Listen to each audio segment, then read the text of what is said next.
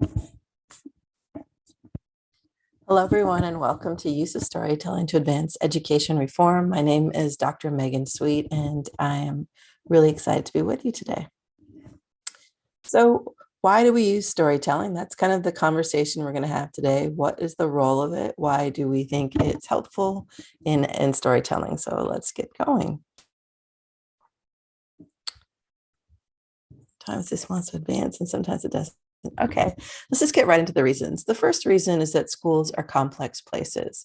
So often we tend to describe what's happening in schools through research, through kind of generalized facts and figures about schools, achievement rates, things like that. And while those are useful and have a place for sure in us understanding education, what those figures miss is the nuances, the small details that uh, that are also true, that they're the stories that are underneath what those details are showing us. And when we miss those details, sometimes there's a risk that the research or the facts and figures that we're using actually aren't touching on the actual issues at stake. So it's important for us to pay attention to that. Research also tends to keep us focused on the gaps or the problems in our education setting, and helps us to be very deficit-minded about education itself, as well as about the subgroups of students that we may be focusing on.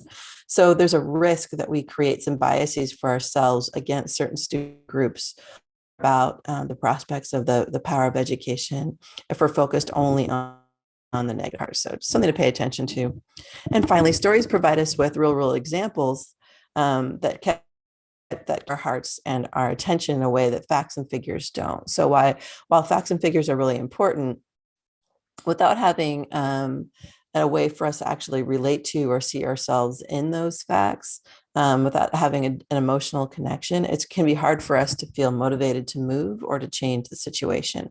So let's look at that instance in particular right now.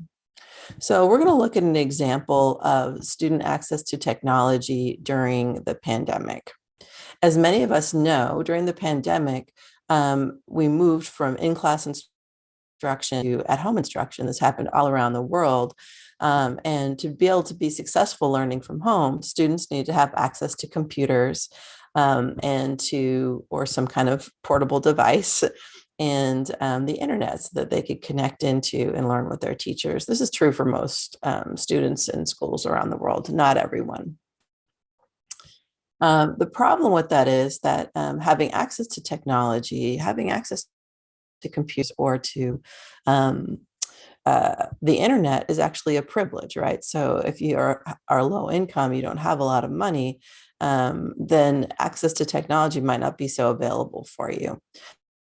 And so that our lowest income students and community members were having the risk of not being able to learn when we went to online learning.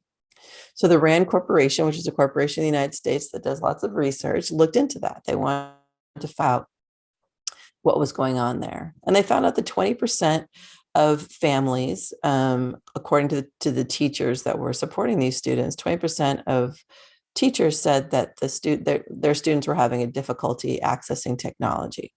So 20% of the students that they were serving in their classrooms were having difficulty with technology. 78% said that their districts provided computers, but only 45% also supplied Wi-Fi. So kids might have had the technology, the hardware to get online, but they didn't have a methodology to get online. And finally, and this is really important, 30% of the teachers who work in our most high needs schools in the United States, so only 30% of them said that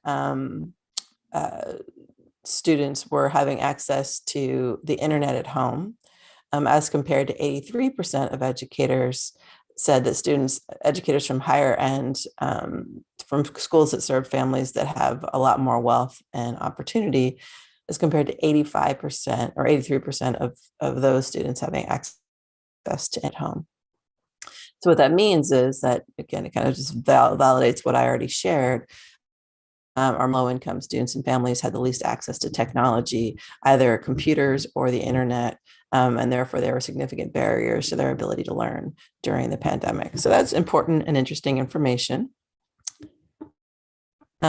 And here's a story that tells that same information. Here's a story that rounds out that data. So this is a picture taken by a mother who was showing that her daughters were needing to access the internet by sitting outside of a Taco Bell restaurant in their community. So that was the only way that their daughters were able to get online, was to take the computers that they were given at school, but then sit on the ground outside of a Taco Bell and use their internet so they could participate in school. The mother posted this on social media, and in the United States, it was it went viral. People were highly concerned about this, and it triggered them in a way that was really catalyzing. So, really, just quickly for yourself, as you look at those two facts, so you got a set of facts about access to technology, and then you saw a picture of these two girls and what happened to them with their access to technology. Which ones did you resonate with more? How did the facts resonate for you as compared to the image of the students? And what one was more impactful for you? So just think for yourself. I'll give you the spoiler, which is that this image proved to be incredibly catalyzing in California, which is where I'm from. So a lot of news articles were written about them, including this one photo of girls using Taco Bell Wi-Fi becomes signal of the digital divide. People saw this and found out what was happening to these girls, and they donated money. USA Today, a national newspaper, picked up the story, telling about the girls and what happened there. CNN got on board and told the story about how the school jumped in. So as soon as this came out there, what happened is people got catalyzed into action. And finally, that people got so catalyzed into action that it actually changed the legislator, the way we were making laws in the United States, specific to address this group of these students that don't have access to the internet. The research that we looked at was really helpful facts and figures to back up the story around this digital divide, but it didn't catalyze people, it didn't move people the way that this image did. So that's an example of why stories are important. The reason why this is true is because facts and figures and research, while it's really helpful, policies can be really helpful, it tends to have this hierarchical or top-down approach, right? So they will tell us, okay, there's no access to technology. Maybe an expert will then say, here's what we need to do to be able to fix this this divide in terms of access to technology for going to school. And everyone else is just going to do what the expert says. And that's fine, but that top-down approach doesn't actually help people to feel catalyzed or interested in the work. Another way of going about that, and these are Parker Palmer's kind of ways of explaining knowing and how we can take approaches to our challenges. He asserts that actually we're all knowers, and he positions us that we all have different pieces of information. So researchers are one of those knowers, the subject in this case being digital divide, but so are the students and their experience, the mother who is telling the story of her daughter, the teachers. And so all of a sudden, all these different knowers are contributing their information to how to make a more communally based solution. And that communal approach is actually what ended up creating the change that we need to see for the students, those particular students, but also students across California. Okay, the next thing we're going to talk about is building connections. I kind of also already just described that in some ways, but the way that our bodies work, the way that we learn as humans, is that we kind of can learn from content knowledge. We also have our emotions that give us a lot of insights about what to do.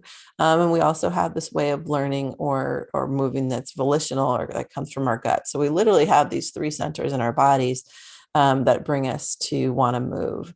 And as we just saw in the last example, facts and figures serve that cognitive part, but they don't necessarily touch the affective or heart part or inspire us to move.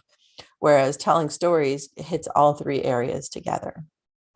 So this is a quote from Andrew Sparks, who's a researcher, and he says that in telling, listening, and reading the stories of opportunity, of reading of stories, the opportunity arises to share experiences about our own lives and the lives of others. So the story of these girls not being able to have access to technology to be able to go to school allowed me or parents that maybe have money or had privilege, they can connect that. They can understand they were sharing that same problem in that moment of having to get their students online and learning remotely. So whether or not you're somebody who is low income or not, you can see yourself in the challenge of trying to help your kids learn during a pandemic, and it can inspire us to move. So it's really important in that way. This is needed as we're starting to think about wide scale change, because if we only focus on things that are facts and figures, we're not going to be catalyzed enough, or we're not going to be able to catalyze enough people to change. This is a quote from Valerie Kaur, who wrote a book called See No Stranger. And her main point is that if we want to create effective change in the world, we need to see ourselves in each other. We need to break down the barriers and the walls that make us feel separate. And I'm going to just direct our attention to this part of the quote, which says, who we wonder about determines whose stories we hear and whose joy and pain we share. Those we grieve with are ultimately those we organize with and advocate for. So that's really important when we're thinking about creating effective change in educational settings. We need the stories of those who we want to support, to be able to be heard and understood. And we need to be able to see ourselves in the stories of others so that we can act and move. So just as an example of how this might happen to you in your life, I'm going to invite you to do a quick journaling activity. And the journaling free write is, people expect me to be blank, but I'm actually blank. So let's take a moment to fill that in. And we won't have time to do the reflection on it now, because this is a quick discussion. But what I would like you to think about in that is, what does it feel like to not be seen and understood? And how does that impact who you are and how you experience the world?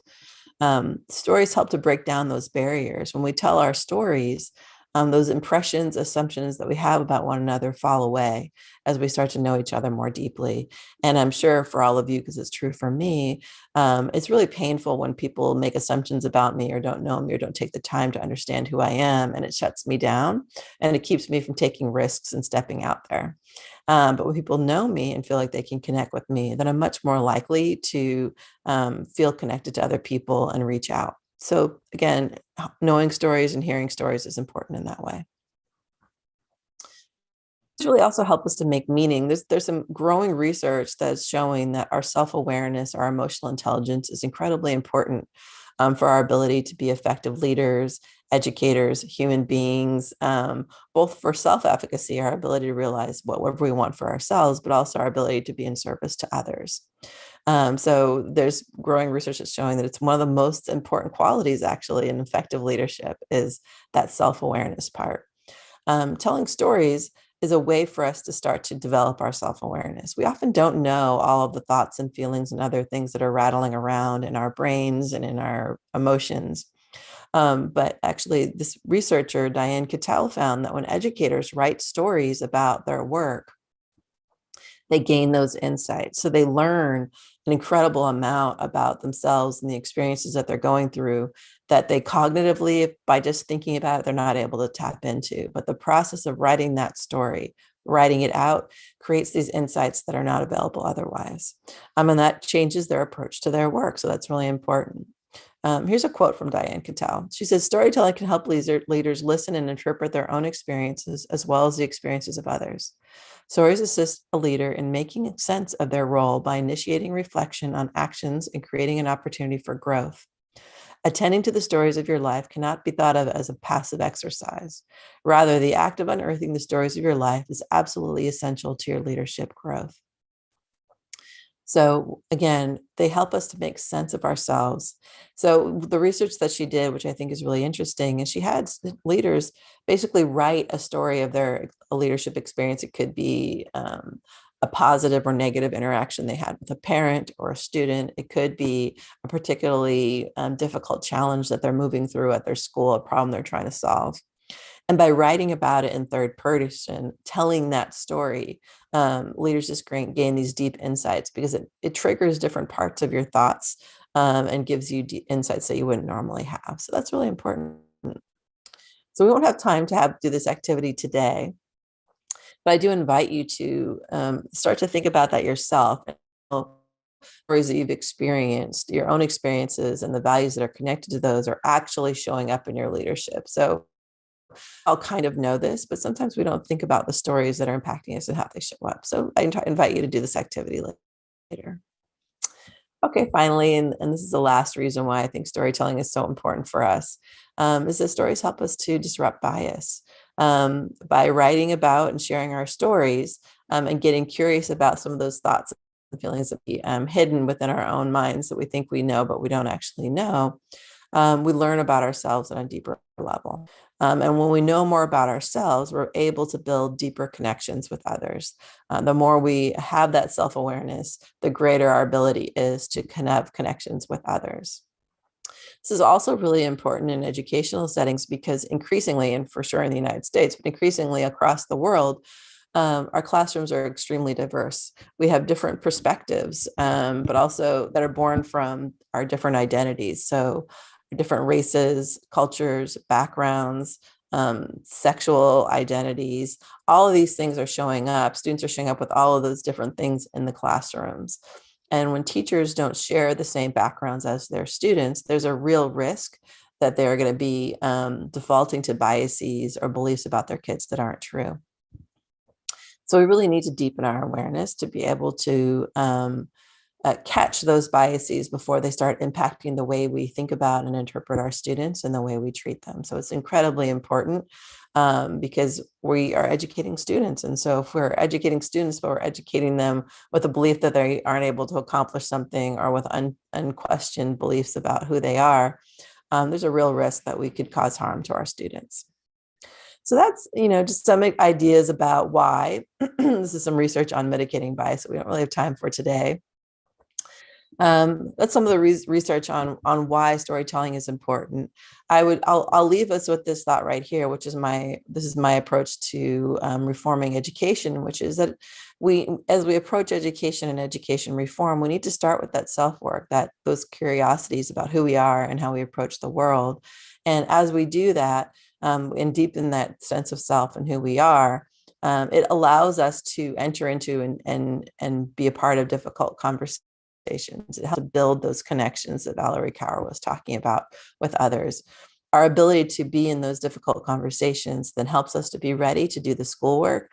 And then we can do a lot of those, that important schoolwork, which means deepening our connections with others, having that level of trust, but then being able to collaborate and do transformation in a deeper way. So this is my approach to education reform. I think storytelling plays a really important part of it. And I appreciate you spending a few minutes with me this morning to talk about it. So thank you so much.